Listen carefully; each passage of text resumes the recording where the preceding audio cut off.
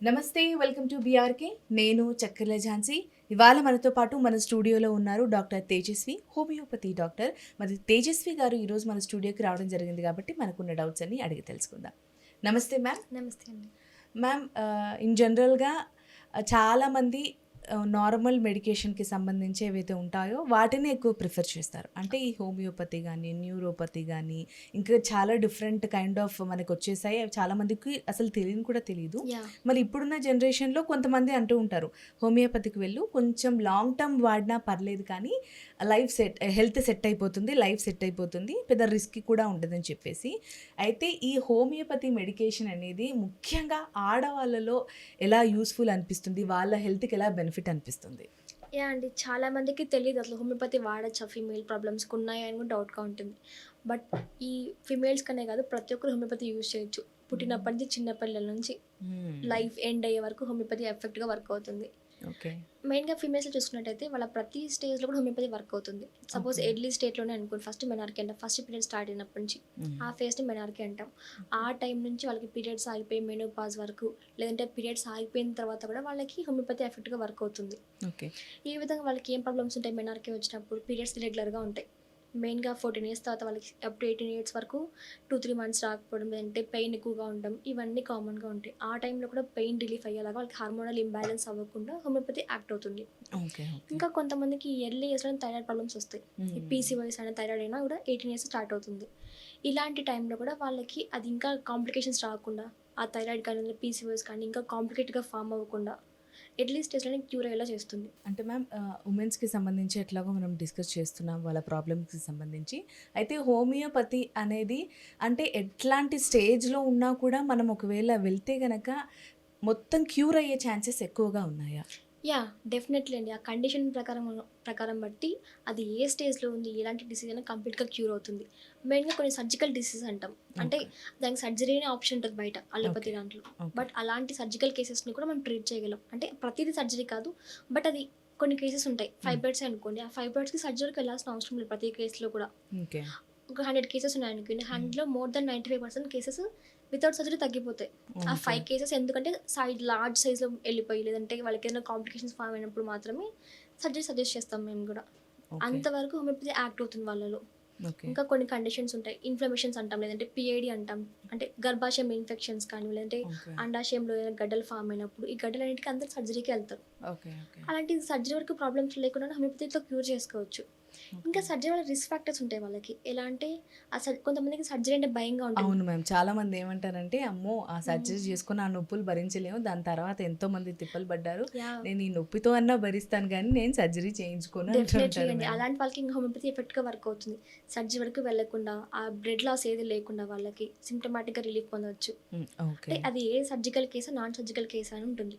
Okay. Surgical case అనుకో surgery advice చేస్తాం మేము గూడా. ఓకే. ఇంక ఇది ట్రీట్ అవ్వదు సర్జరీ అంటాం. బట్ కొన్ని సర్జరీకెళ్ళే కేసెస్ కూడా ట్రీట్ చేయొచ్చు మెడిసిన్స్‌తోనే. ఓకే. దాంట్లో ఫైబ్రాయిడ్స్ మెయిన్. పీసీఓఎస్ అంటాం మెయిన్‌గా. ఓకే. చాలామంది యంగ్ ఏజ్‌లోనే పీసీఓఎస్‌కి సర్జరీ చేస్తుంటారు. బట్ ఓహ్! వాళ్ళకి మళ్ళీ మళ్ళీ వస్తూనే ఉంటాయి ఆ పీసీఓఎస్ సర్జరీ తర్వాత గూడా. Oh my God! Okay. Okay. Okay ma'am. దానివల్ల వాళ్ళకి ప్రాబ్లమాటిక్‌గా ఉంటుంది. కొంతమందికి ఆ సర్జరీ చేశాక స్కార్ టిష్యూ ఫార్మ్ అవుతుంది. అంటే సరిగ్గా హీల్ అవ్వకుండా అక్కడి నుంచి మళ్ళీ బ్లీడింగ్ రావడం, ఓకే. ఇవన్నీ కామన్‌గా ఉంటాయి. పెయిన్ ఇంకా ఎక్కువ ఉండడం. ఓకే. మ్యామ్, ఇప్పుడు సర్జరీ అంటే నాకు గుర్తుకొచ్చింది అందరికొచ్చేది. ఇప్పుడు నీ ప్రాబ్లమ్స్‌తో కూడా చాలామంది బాధపడుతుంటారు. వాటికి కూడా హోమియోపతిలో మెడికేషన్ ఉందా? యాహ్! డెఫినెట్‌లీ అండి. అసలు ఎందుకు నీ ప్రాబ్లమ్స్ వస్తాయంటే కొంచెం ఒబేసిటీగా ఉండడం వల్ల, హార్మోనల్ ఇంబాలెన్స్ వల్లనే వీళ్ళకొస్తుంది. ఓకే. చాలా మందికి తెలీదు. ఎక్కువ ఓవర్ వెయిట్ అయిపోతేనే నీ పెయిన్స్ వస్తాయని చెప్పేసి. హ్మ్. బట్ అండర్ వెయిట్‌లో, తక్కువ వెయిట్‌లో ఉన్నా కూడా మెనోపాజ్ తర్వాత వాళ్ళకి నీ పెయిన్స్ వస్తాయి. ఎందుకంటే ఓకే. మెనోపాజ్ తర్వాత హార్మోన్ లెవెల్స్ పడిపోతాయి ఫీమేల్స్‌లో. ఓకే. కాబట్టి హార్మోన్స్ వల్ల కూడా ఆ నీ యొక్క కెపాసిటీ లేదంటే జాయింట్స్ ఒకటి ఫ్లెక్సిబిలిటీ కోల్పోతుంది. ఓకే. స్టిఫ్‌గా అయిపోవడం, కాల్షియం లాస్ అవ్వడం ఇవన్నీ ఉంటాయి. ఓకే. అలాంటి కండిషన్స్‌లో కూడా హోమియోపతి ఎలా ఉంటుంది వాళ్ళకి ఆ జాయింట్ స్టెబిలిటీని పెంచేలాగా, బోన్ స్ట్రెంత్ ఇచ్చేలాగా, ఇమ్యూనిటీ పవర్‌ని పెంచేలాగా మెడిసిన్స్ ఉంటాయి. ఓకే. మ్యామ్, ఇప్పుడు నేను కొన్ని పెయిన్స్ గురించి చెప్తాను. అందులో హోమియోపతిలో ఉందా లేదా యాహ్! చెప్పండి మ్యామ్. హెల్త్ కండిషన్‌లో మెయిన్ కోల్డ్‌తో ఎక్కువ ఇబ్బంది పడతారు మ్యామ్. హ్మ్. న్యూమోనియా. హ్మ్. దానికి హోమియోపతిలో మెడికేషన్ ఉందా? ఉందండి. ఓకే. గర్భాశయంతో బాధపడే వాళ్ళు ఉంటారు. వాటికి మెడికేషన్ ఉందా? ఖచ్చితంగా ఉంది. గర్భాశయంలో కూడా ఉంటాయి కొంతమంది ఇన్‌ఫెర్టిలిటీ కూడా హోమియోపతి యాక్ట్ అవుతుంది. పిల్లలు పుట్టకపోవడానికి కూడా. అలాంటి ఓకే. కారణాలు కూడా హోమియోపతి యాక్ట్ అవుతుంది. ఓకే. ఇంకా గర్భాశయంలో ఏదైనా ప్రాబ్లమ్స్ ఉన్నా కూడా వాటికే యాక్ట్ అవుతుంది. Okay ma'am. మ్యామ్ సివియర్ కఫ్‌తో ప్రాబ్లమ్ ఉండేసి ఎంత అంటే లోపల కొంచెం అలర్జీ లాగా ఫార్మ్ అయ్యి, అలా ఇబ్బంది పడుతూ ఇన్ కేస్ అది ఫర్దర్‌గా క్యాన్సర్‌గా మారింది అనుకోండి. ఇఫ్ ఇన్ కేస్ హ్మ్. ఫస్ట్ స్టేజ్‌లో, సెకండ్ స్టేజ్‌లో ఉన్నప్పుడు అలాంటి పొజిషన్‌లో ఉన్న వాటిని కూడా హోమియోపతిలో ట్రీట్ చేయొచ్చా? ట్రీట్ చేయొచ్చండి. ఇంకా ఓకే. కొన్ని క్యాన్సర్ లేట్ స్టేజెస్‌లో కూడా వాళ్ళకి సింప్టమాటిక్ రిలీఫ్ కూడా ఉంటుంది. ఆ ఓకే. కండిషన్ బేస్ చేసుకొని వాళ్ళకి కొంతమంది సివియర్ కేసెస్‌లో ఉంటారు. ఓకే. చాలామంది కీమో గాని, రేడియోథెరపీ చేయించుకొని ఇంకా ప్రాబ్లమ్స్ సైడ్ ఎఫెక్ట్స్ కామన్‌గా ఉంటాయి వాటి తర్వాత. హ్మ్. ఆ సైడ్ ఎఫెక్ట్స్ కూడా హోమియోపతి ట్రీట్మెంట్ ఉంది వాటికి కూడా. ఓకే. వాటికి కూడా. హ్మ్. అంటే ఏ కైండ్ ఆఫ్ పెయిన్‌కైనా ఖచ్చితంగా ఉంది అంటారు. యాహ్! ఓకే. మ్యామ్ హోమియోపతిలో మీరన్నట్టుగా ఒక్కొక్క ప్రాబ్లమ్‌కి, ఒక్కొక్క డిసీజ్‌కి సర్టెన్ మంత్స్, సర్టెన్ ఇయర్స్ అలా కంటిన్యూ చేస్తూ మెడికేషన్ వాడాలా? లేకపోతే ప్రతి ఒక్క డిసీజ్‌కి కూడా ఫలానా 6 మంత్స్ వాడితే సరిపోతుంది. ఫలానా 1 ఇయర్ వాడితే సరిపోతుంది అని ఉంటుందా? అలా ఏమి ఉండదండి. ఓకే. మెయిన్‌గా హోమియోపతిలో ఏ డిసీజ్‌కి ఇంత టైం అని ఉండదు. అదేవిధంగా ఏ పర్సన్‌కి ఈ టైం అని ఉండదు. ఓకే. అసలు మెడిసిన్స్ ఇవ్వడమే వాళ్ళకి వాళ్ళ సింప్టమ్స్‌ని బేస్ చేసుకొని, వాళ్ళ కాన్స్టిట్యూషన్‌ని, ఫిజికల్ స్టేట్‌ని, మెంటల్ స్టేట్‌ని అన్నిటిని అసెస్ చేసుకొని మెడిసిన్స్ ఇస్తాం. ఓకే. కాబట్టి ఒక్కొక్కరికి ఒక్కొక్క స్టేట్‌లో ఉంటుంది వాళ్ళకి. ఓకే. కొంతమందికి ఎమోషన్స్ డిఫరెంట్‌గా రియాక్ట్ అవుతారు. కొంతమందికి ఎమోషన్‌లెస్‌గా ఉంటారు. ఓకే. ఆ మెంటల్ స్టేట్ కూడా కన్సిడర్ చేసుకుంటాం కాబట్టి అందరికీ సేమ్ డ్యూరేషన్ ఉండదు. ఓకే. దట్ కూడా ప్రతి ప్రాబ్లమ్‌కి 6 మంత్స్, 1 ఇయర్ పాటు యూజ్ చేయాల్సిన అవసరం ఉండదు. కొన్ని అక్యూట్ కండిషన్స్ ఉంటాయి. వితిన్ 1 వీక్‌లో వాళ్ళకి రిజల్ట్ అనిపిస్తుంది. ఓకే. కొన్ని క్రానిక్ కేసెస్ ఉంటాయి. అందరూ ఏం చేస్తారు అన్ని డాక్టర్స్ దగ్గరికి తిరిగి లాస్ట్ హోమియోపతి దగ్గరికొస్తారు. అలాంటి కేసెస్ కొంచెం టైం పడుతుంది. బట్ ఎఫెక్టివ్‌గా వర్క్ అవుతుంది ఆ టైంలో గూడా. ఓకే. చాలామంది అనుకుంటారు హోమియోపతి లేట్‌గా యాక్ట్ అవుతుంది. అసలు టైం పడుతుంది. టైమ్ టేకింగ్ క్రానిక్ కేసెసే ట్రీట్ అండ్ చేస్తారని. చాలామంది నమ్మరు కూడా మేడం అసలు. బట్ అలా ఏమి ఉండదండి. మనం కనుక ఆ కేస్‌ని కరెక్ట్‌గా ఐడెంటిఫై చేసి ప్రాపర్ మెడిసిన్స్ ఇచ్చినట్టయితే కేస్ అనేది కంప్లీట్‌గా క్యూర్ అవుతుంది ఆ కండిషన్ అనేది. ఓకే. లైఫ్ లాంగ్ యూజ్ చేయాల్సిన అవసరం ఉండదు. ఇంకా అది కరెక్ట్ టైంలోనే వాళ్ళకి క్యూర్ అయిపోతుంది కంప్లీట్‌గా. ఓకే. మేడం మెయిన్‌గా అందరికుండే కన్సర్న్ ఏంటి అనంటే హోమియోపతి వాడేటప్పుడు ఎలాంటి పథ్యాన్ని వాడాలి తెలుగులో చెప్పేస్తే? యాహ్! సైడ్ ఎఫెక్ట్స్ ఏమైనా వస్తాయేమో వంకాయ తిన్నా, లేకపోతే దురద పెట్టే ఏ కూరలు తిన్నా కూడా వస్తాయి అని ఒకటి ఉంటుంది. అది మిత్తా? కాదా? అది పూర్తిగా మిథ్యే అండి. ఓకే. ఇది తింటే సైడ్ ఎఫెక్ట్స్ అనేటివి ఏమి ఉండవు హోమియోపతిలో. Okay. Zero side effects. But ఉన్నా కూడా 1000 మెంబర్స్‌లో ఒకరికి అలా సైడ్ ఎఫెక్ట్స్. అది కూడా ఆ మెడిసిన్ స్టాప్ చేయగానే తగ్గిపోతుంది. అంతే తప్ప సివియర్‌గా సైడ్ ఎఫెక్ట్స్ అయితే ఏమి ఉండవు హోమియోపతిలో. ఓకే. దాంతో మేడం పాటుగా వాళ్ళకి ఇలా ఏది తినొచ్చు, అది తినాలి కానీ రెస్ట్రిక్షన్స్ ఏది లేవు. ఓకే.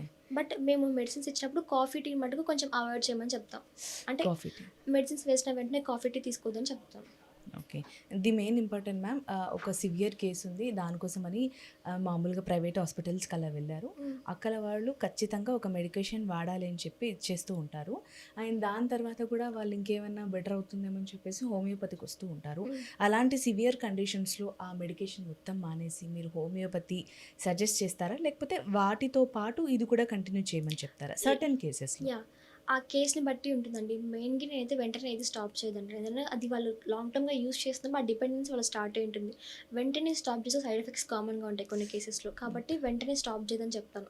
2 కలిపి వాడుకోవచ్చు. ఓకే. హోమియోపతికి, అలోపతికి లింక్ ఏమి ఉండదు యాక్షన్ ఆఫ్ మెడిసిన్‌లో. దాని ఓకే. పని అది చేసుకుంటుంది. దీని పని ఇది చేస్తుందనమాట. ఎట్లాంటి సైడ్ ఎఫెక్ట్స్ బట్ ఉండవు. ఇది యూజ్ చేసేటప్పుడు సింప్టమ్స్ తగ్గే కొద్దీ ఆ డోస్ తగ్గించుకుంటూ రమ్మని చెప్తుంటాను. But okay. వెంటనే స్టాప్ చేయాల్సిన అవసరం అయితే లేదు. Okay ma'am. మరి ఓవరాల్‌గా అసలు ఉమెన్స్ లైఫ్‌లో గానీ, మెన్స్ లైఫ్‌లో గానీ హోమియోపతి ఎలా ప్రభావితం చేస్తుంది? దాని సర్టెనిటీ ఎలా ఉంటుంది? అది ఎంతవరకు క్యూర్ చేస్తుంది? అనే దాని గురించి చాలా బాగా వివరించారు మేడం. ధన్యవాదాలు.